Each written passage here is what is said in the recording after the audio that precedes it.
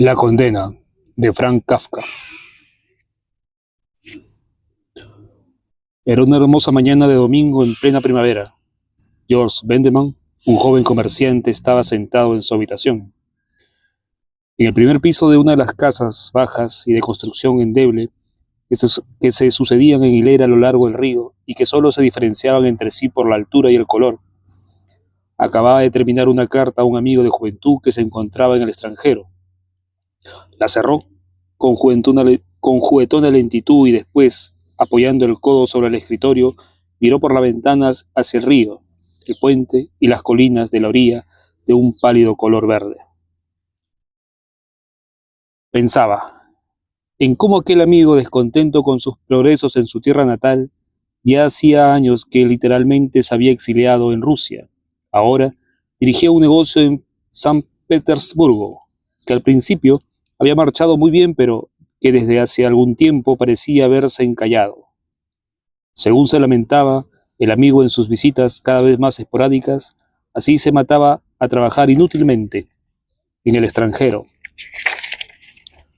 y la exótica barba difícilmente ocultaba su rostro, bien conocido desde la infancia, cuyo tono de piel amarillento parecía indicar una enfermedad en desarrollo.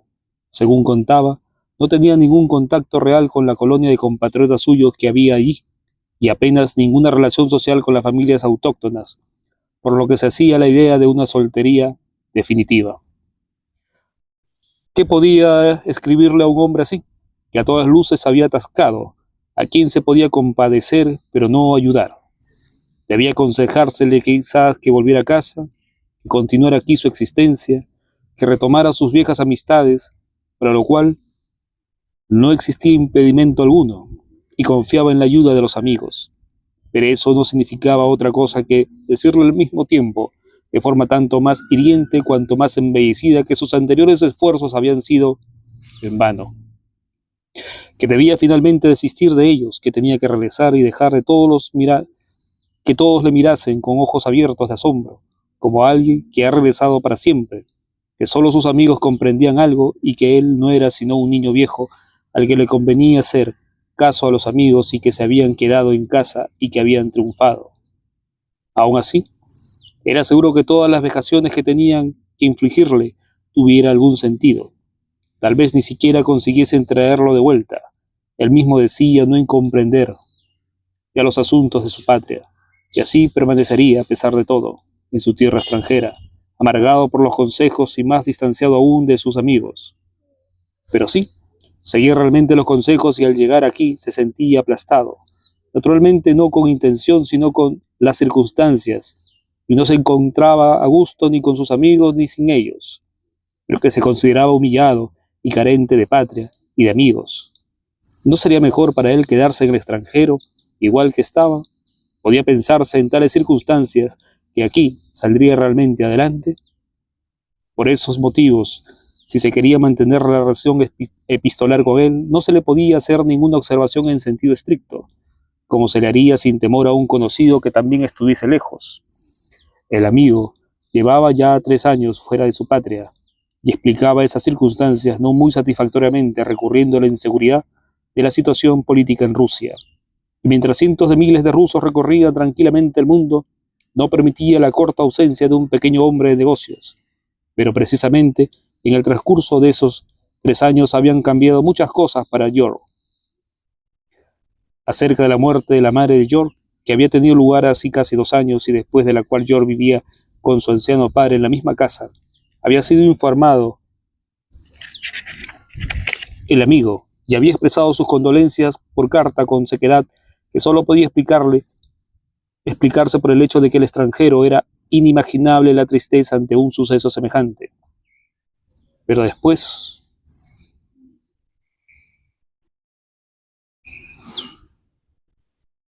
pero desde entonces George había tomado las riendas del negocio con gran decisión, como todos los demás.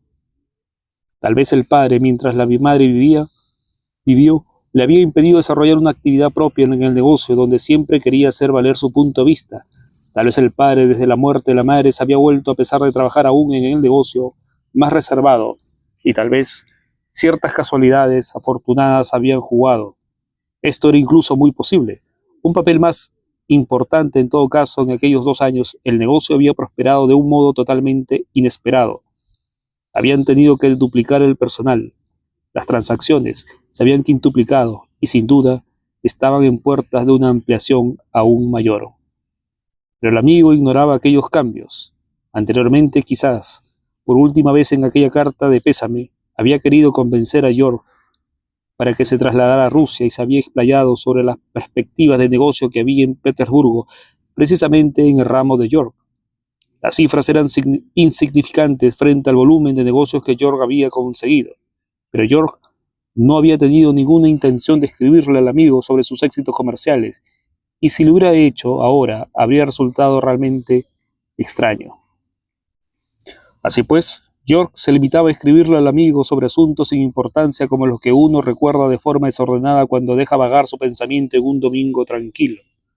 No pretendía otra cosa que dejar intacta la imagen de su ciudad natal que el amigo se había fabricado durante una ausencia y con la que se había conformado. Así fue como York le comunicó a su amigo en 3 ocasiones mediante cartas muy separadas entre sí en el tiempo el compromiso de un hombre cualquiera con una muchacha cualquiera, hasta que de pronto el amigo, muy al contrario de lo que York pretendía, comenzó a interesarse por ese extraño asunto. Pero York se complacía en escribirle sobre tales cosas, en lugar de contarle que él mismo se había comprometido hacía un mes con la señorita Frida Vandenfall, una muchacha de familia acomodada. A menudo hablaba con su prometida sobre aquel amigo y la peculiar relación epistolar que les unía. Entonces, no vendrá a nuestra boda, decía ella, y yo tengo derecho a conocer a todos tus amigos. No quiero molestarle, respondía York. Entiéndeme. Bien, probablemente él vendría, al menos eso creo. Pero sentiría obligado y perjudicado. Quizás me envidiaría y seguramente insatisfecho e incapaz de librarse jamás de esa insatisfacción, regresaría solo. Solo, ¿sabes lo que es eso?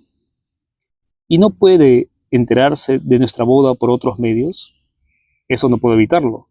Pero con su forma de vida es improbable. Teniendo un amigo como ese, yo no debería haberte prometido. Sí, es culpa de ambos, pero incluso ahora no querría que fuese de otro modo. Y si ella, respirando agitadamente bajo sus besos, aún añadía, realmente me pone enferma. Entonces él le parecía realmente inofensivo contárselo a todo el mundo. Así soy yo, y así debe aceptarme, se decía. No puedo convertirme en un hombre hecho a medida que quizá fuera más adecuado para la amistad de lo que soy yo. Y efectivamente, en la larga carta que escribió a su amigo en aquella mañana de domingo, le informaba de su compromiso matrimonial con las siguientes palabras. He dejado para el final la novedad más importante. Me he prometido con la señorita Frida Brandenfeld, una muchacha de familia acomodada que se trasladó a vivir aquí, después de su partida, y a la que tanto no conoces. Ya habrá ocasión de hablarle. Ya habrá ocasión de hablarle de mi prometida, con más detalle. Hoy es suficiente con que sepas que soy muy feliz y que si algo ha cambiado en nuestra relación es que ahora, en lugar de un amigo vulgar y corriente, tienes un amigo feliz. Además, tienes en mi prometida, que te saluda de corazón y que pronto te escribirá personalmente, una amiga sincera, lo que sin duda no carece de importancia para un soltero, ya que hay muchas cosas que te impiden hacernos una visita, pero no sería precisamente mi boda la mejor ocasión para arrojar por la borda de una vez por todos los obstáculos. Sea como sea, actúa sin compromiso y según tu buen criterio. Con esa carta en la mano, York llevaba algún tiempo sentado ante su escritorio, con la cara vuelta hacia la ventana. Apenas había respondido con una sonrisa ausente el saludo de un conocido que pasaba por la calle. Finalmente, se metió la carta en el bolsillo, salió de su habitación, recorrió un pequeño pasillo hasta llegar a la de su padre, en la que no había estado desde hacía meses. Tampoco había ninguna necesidad de ello, pues trataba con su padre a diario en el negocio, comían juntos en una casa de comidas y por la noche, aunque cada uno hacía lo que le apetecía, solía después sentarse juntos en el cuarto de estar, cada uno con su periódico, a no ser que York saliera con sus amigos o visitara a su prometida, lo que ocurriera cada vez más con más frecuencia. A York le sorprendió lo oscuro que estaba la habitación del padre en aquella soleada mañana. El alto muro que se elevaba al otro lado del estrecho patio era el que arrojaba una sombra así. El padre estaba sentado junto a la ventana en un rincón, adornado con recuerdos de la difunta madre, y leía el periódico con que sostenía ladeado ante los ojos como si intentara compensar algún defecto visual. Encima de la mesa quedaban los restos del desayuno, del que no parecía haber tomado mucho. A York, dijo el padre, y salió a su encuentro.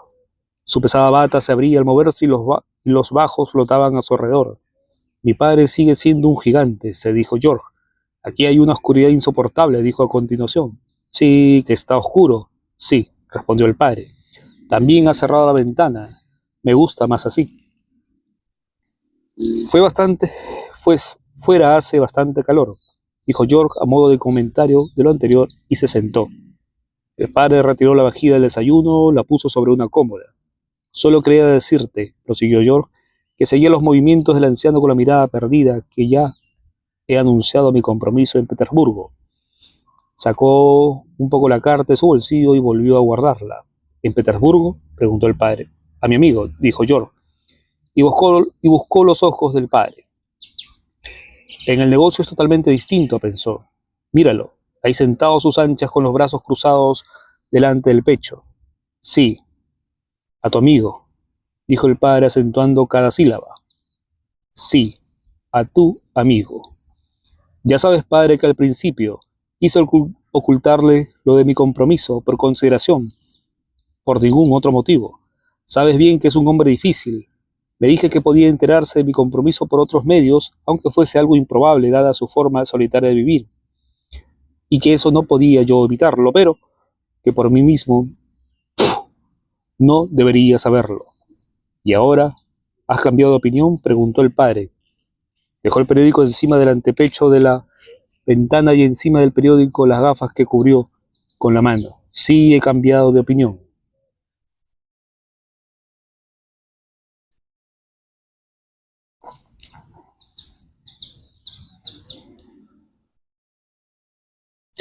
Si es un buen amigo, me dije, entonces mi feliz compromiso será motivo de felicidad para él, y por eso no he dudado más en comunicárselo. No obstante, antes de enviar la carta quería decírtelo. York, dijo el padre, y abrió completamente la boca desdentada. Escúchame por una vez. Has venido a contármelo para discutirlo conmigo. Eso te honra, sin duda. Pero eso no es nada. Es peor que nada si no me dices toda la verdad. No quiero traer a colación cosas que no tienen nada que ver con esto. Desde la muerte de nuestra querida madre han ocurrido algunas cosas feas. Quizá también les llegue su hora. Y quizá, antes de lo que pensamos. Se me escapan algunas cosas del negocio, tal vez no se me ocultan. Ni siquiera quiero suponer que se me ocultan. Ya no tengo energías suficientes. Me falla la memoria. Ya no puedo abarcar todos los asuntos de una vez. Se trata, en primer lugar, de un proceso natural y, en segundo lugar, la muerte de nuestra madrecita me ha afectado mucho más que a ti. Pero ya que estamos en ese punto de la carta, te pido, York, que no me engañes. Es una pequeñez, no merece la pena, así que no me engañes. ¿Tienes realmente ese amigo de Petersburgo? York se levantó confuso. Dejemos en paz a mis amigos. 1000 amigos no sustituyen a mi padre. ¿Sabes lo que creo? No te cuidas lo suficiente, pero la edad reclama sus derechos. En el negocio me eres indispensable, lo sabes muy bien. Pero si el negocio amenaza tu salud, mañana misma lo cierro para siempre. Esto no funciona. Tenemos que encontrar un nuevo régimen de vida. Pero desde el principio, te sientas aquí en las tinieblas cuando en el cuarto de estar tienes una hermosa luz. Picoteas un poco del desayuno en lugar de alimentarte como es debido. Estás sentado con las ventanas cerradas y el aire fresco que te sentaría tan bien. No pare. Voy a llamar al médico y seguiremos sus indicaciones. Cambiaremos las habitaciones. Tú te trasladarás a la habitación de delante y yo a esta. No supondrá ninguna alteración para ti. Todo se trasladará contigo. Pero para todo eso hay tiempo. Ahora acuéstate. Necesitas ante todo tranquilidad. Ven, te ayudaré a desnudarte. Ya verás cómo sé hacerlo. ¿O quieres irte a la habitación de delante y acostarte provisionalmente en mi cama? Eso sería muy razonable. York estaba de pie, justo al lado de su padre, que había dejado caer sobre el pecho la cabeza cubierta de cabellos blancos y despeinados. York, dijo el padre en voz baja sin moverse. York se arrodilló enseguida junto a su padre y vio en su cansado rostro las pupilas que sobresalían en las comisuras de los ojos, fijas en él.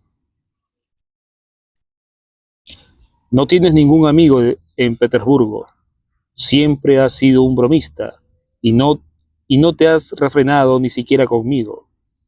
¿Cómo ibas a tener allí un amigo? No puedo creerlo de ninguna manera. Pero piénsalo un poco, padre, dijo George, levantando al padre del sillón y le quitó la bata, pues parecía tan débil. Casi hará 3 años que mi amigo vino a visitarnos. Todavía recuerdo que no te cayó muy bien. Al menos 2 veces te oculté que estuviera conmigo, aunque justo entonces estaba sentado junto a mí en mi habitación. Podía entender tu negativa a aceptarlo. Mi amigo tiene sus peculiaridades, pero después llegaste a llevarte bien con él. Yo estaba tan orgulloso de que le escucharas, asintieras y preguntaras. Si reflexionas, tienes que acordarte. Él te contaba historias increíbles de la Revolución Rusa, como por ejemplo, durante un viaje de negocios a Kiev, vio en medio de un tumulto a un sacerdote en un balcón que se cortó una ancha cruz de sangre en la palma de la mano. Levantó esa mano y se dirigió a la multitud. Tú mismo has vuelto a contar esa historia de vez en cuando. Mientras tanto, York había conseguido sentar otra vez al padre y quitarle con cuidado el pantalón de punto que llevaba encima de los calzones de lino, así como los calcetines. Al ver la ropa no demasiado limpia, se hizo reproches por no haber atendido al padre. Seguramente era su deber, ocuparse de que el padre se cambiara de ropa. No había hablado aún explícitamente con su prometida sobre cómo tenían que afrontar el futuro del padre, pues habían dado por sentado que el padre se quedaría solo en la vieja casa. Ahora, sin embargo, decidió inmediatamente y con firmeza que el padre les acompañaría a su futuro hogar. Visto de cerca, parecía incluso que los cuidados que allí recibiría el padre podrían llegar demasiado tarde. Llevó al padre en brazos hasta la cama. Experimentó una espantosa sensación cuando durante aquellos pocos pasos hacia la cama notó cómo su padre jugaba con la cadena de reloj que colgaba de su pecho. No pudo acostarla inmediatamente de tanta fuerza con que agarraba la cadena. Pero apenas estuvo en la cama, todo pareció ir bien. Se tapó, él solo, e incluso se echó la manta por encima de los hombros. No miraba a York de forma hostil. ¿Verdad que ya te acuerdas de él?, preguntó York y asintió con un gesto alentador. ¿Estoy bien tapado?, preguntó el padre, como si no pudiese comprobar si tenía los pies bien cubiertos. Así que te gusta estar en la cama, dijo York, y le colocó mejor la manta. ¿Estoy bien tapado?, preguntó el padre otra vez, y parecía especialmente ansioso por la respuesta. Estate tranquilo, ¿estás bien tapado? No, exclamó el padre, haciendo chocar la respuesta contra la pregunta. Arrojó lejos la manta con tal fuerza que por un momento se quedó suspendida en el aire y se puso de pie sobre la cama. Se apoyó ligeramente en el techo, solo con una mano. Tú querías taparme, lo sé, hijo mío, pero todavía no estoy tapado, y aunque estas sean mis últimas fuerzas son suficientes para ti, demasiado para ti. Conozco bien a tu amigo. Sería como un hijo ante mi corazón. Por eso le has engañado durante todos estos años, porque si no, ¿crees que no he llorado por él? Por eso te encierras en tu oficina. Nadie debe molestarte. El jefe está ocupado, solo para que puedas escribir tus falsas cartas a Rusia. Pero por fortuna nadie debe enseñar al padre a ver a través de su hijo. Del mismo modo que has creído ahora que le habías humillado hasta el punto de poder sentar tu trasero sobre él sin que se quejara, ahora, mi señor, hijo, ha decidido casarse. Georg contempló el aspecto de su padre. El amigo de Petersburgo, a quien el padre de repente conocía tan bien, se apoderó de él como nunca. Le vio perdido en la lejana Rusia. Le vio a la puerta del negocio vacío y saqueado. Todavía permanecía en pie entre las ruinas de los estantes, entre las mercancías hechas jirones, entre las tuberías de gas caídas, porque había tenido que irse tan lejos.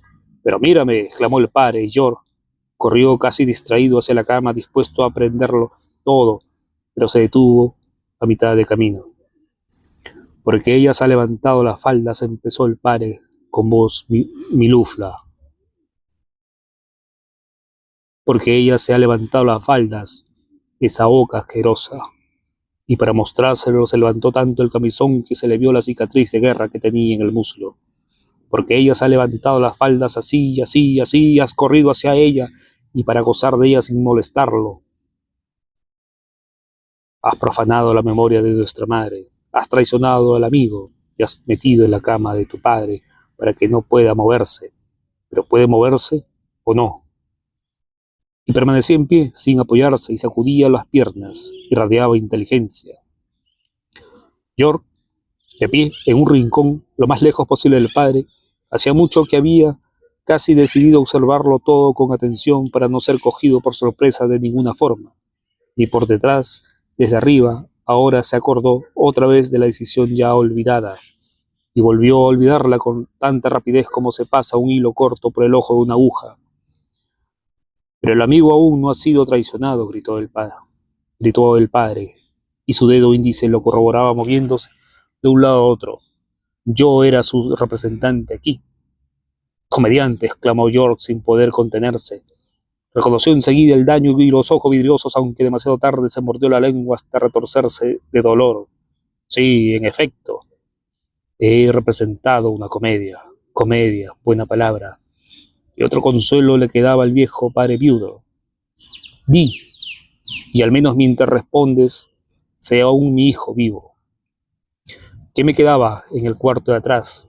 Perseguido por un personal indigno de confianza, viejo hasta los huesos, y mi hijo andaba jubiloso por el mundo, cerraba tratos que yo había preparado, se retorcía de satisfacción y pasaba delante de su padre con el rostro reservado de un hombre de honor. ¿Crees tú que yo no te habría querido? ¿Yo? ¿De quién tú saliste? Ahora se inclinará hacia adelante, pensó Georg. Si se cayera y se partiera, esas palabras pasaron a toda velocidad por la cabeza. El padre se inclinó hacia adelante, pero no se cayó. Como Georg no se le acercaba como él había esperado, se enderezó de nuevo. Quédate donde estás, no te necesito. ¿Piensas que tienes fuerzas todavía para venir hasta aquí y te quedas atrás solo porque quieres? No te equivoques. Todavía soy más fuerte. Si hubieras estado solo, tal vez habría tenido que retirarme, pero la madre me ha dado fuerza. Me he asociado a 1000 maravillas con tu amigo y tengo a tu clientela aquí en el bolsillo. Hasta en el camisón tienes bolsillos, se dijo Georg, y creyó que con esa observación podría dejarle en ridículo ante todo el mundo. Solo lo pensó un instante, pues enseguida lo olvidaba todo. Cuélgate del brazo de tu prometida y ven a por mí. Te la quitaré de encima y no sabes cómo. Georg hacía muecas como si no se creyese nada. El padre solo sentía, subrayando la verdad de lo que decía, en dirección al rincón donde estaba Georg. ¿Cómo me he divertido hoy, cuando has venido y me has preguntado si deberías escribir a tu amigo contándole lo de tu compromiso? Él ya lo sabe todo, jovenzuelo estúpido, ya lo sabe todo. Le escribí yo, ya que olvidaste quitarme los útiles de escribir. Por eso hace años que no viene. Lo sabe todo 100 veces mejor que tú mismo. Tus cartas las arrugas sin leerlas con la mano izquierda, mientras con la derecha sostiene mis cartas para leerlas. Agitaba los brazos entusiasmado por encima de la cabeza. Lo sabe todo, 1000 veces mejor, exclamó. 10.000 veces, dijo Georg, para burlarse del padre, pero todavía en su boca las palabras adquirieron un tono de seriedad mortal. He estado esperando desde hace años que tú vinieses con esa pregunta. ¿Crees que me preocupa alguna otra cosa? ¿Crees que leo periódico? Mira. Y le arrojó Georg una hoja de periódico que de algún modo había llegado a la cama. Un periódico viejo, con un nombre ya desconocido para Georg. ¿Cuánto has tardado en llegar a la madurez? Tuvo que morir la madre. No pudo vivir el feliz día. El amigo se muere en Rusia. Ya hace 3 años estaba amarillo de muerte. Y yo, ya ves cómo estoy. Para eso tienes ojos. Entonces me has espiado, gritó York. El padre, como de pasada, dijo compasivo. Probablemente querías decir eso antes. Ahora ya no viene a cuento. Y en voz más alta. Ahora ya sabes lo que había parte de ti. Hasta ahora solo sabías de ti mismo. Eras un niño inocente, es cierto. Pero más cierto aún es que fuiste un hombre diabólico. Y por eso has de saber, yo te condeno ahora a morir ahogado. York se sintió expulsado de la habitación. El golpe con el que el padre había caído sobre la cama resonaba aún en sus oídos. En la escalera sobre cuyos escalones se precipitó como por un plano inclinado, sobresaltó a la criada que subía para limpiar la casa. Jesús, gritó la mujer, se tapó la cara con el delantal, pero él se había ido. Saltó a través de la puerta, atraído por el agua, cruzó la calzada, se aferró a la barandilla como un hambriento a la comida, saltó por encima de ella como el excelente atleta que para orgullo de sus pares había sido en sus años de juventud. Todavía se aferraba con manos cada vez más débiles. Cuando divisó por entre los barrotes de la barandilla un ómnibus que cubriría con facilidad su caída y exclamó en voz baja: «Queridos padres, siempre os he querido», y se dejó caer. En ese momento cruzaba sobre el puente un tráfico realmente interminable. La condena, de Franz Kafka.